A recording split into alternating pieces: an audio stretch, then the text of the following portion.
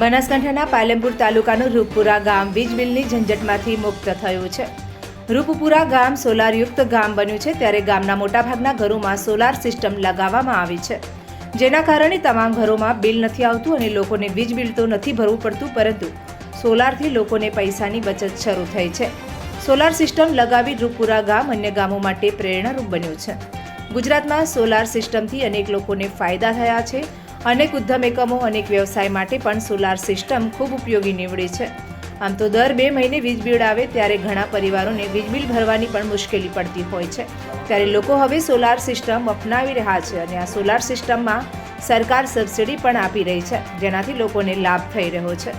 રૂપપુરા ગામે પહેલા વીજ અધિકારીઓ સોલાર સિસ્ટમના લોકો સાથે ગ્રામજનોની ગ્રામ સભા યોજાઈ હતી અને તેમાં સોલારથી કેટલા ફાયદા છે તેની જાણકારી આપવામાં આવી હતી અને ત્યારબાદ લોકોએ સોલાર લગાવવા માટેની તૈયારી દર્શાવી હતી।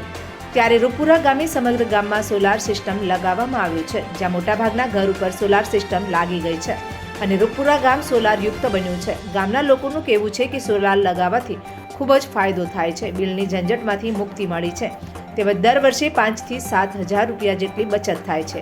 3 થી 5 વર્ષમાં સોલાર લગાવવાનો ખર્ચ પણ નીકળી જાય છે।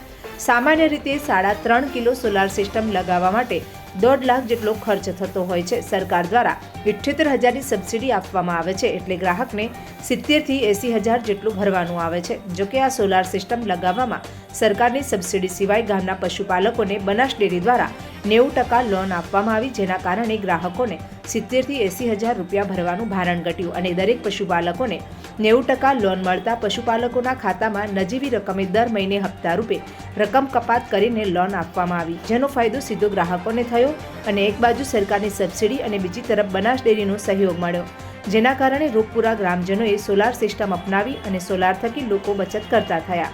મોંઘી વીજળી, વધતા બિલ અને વારંવાર થતી પાવર કટની સમસ્યાઓ વચ્ચે હવે સોલર ઉર્જા સામાન્ય લોકો માટે આશાનું કિરણ બની રહી છે।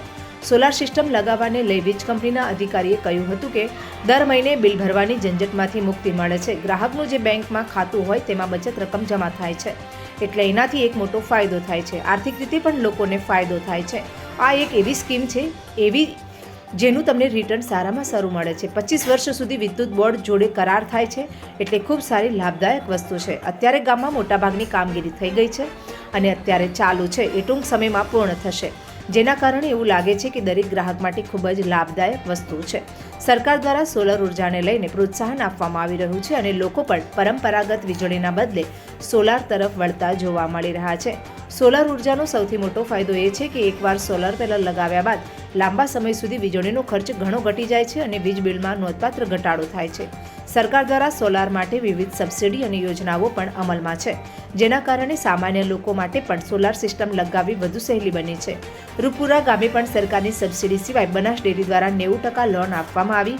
ગામની મંડળીમાં દૂધ ભરાવી તેના પૈસામાં નજીવા હપ્તા રૂપી પૈસા કપાય, જેનાથી કોઈ પણ પશુપાલકને પણ ભારણ પડે નહીં, ત્યારે જેનો સીધો ફાયદો ગામના પશુપાલકોને થયો છે અને પશુપાલકોએ પણ પોતાના ઘર ઉપર આ સોલાર સિસ્ટમ લગાવી છે।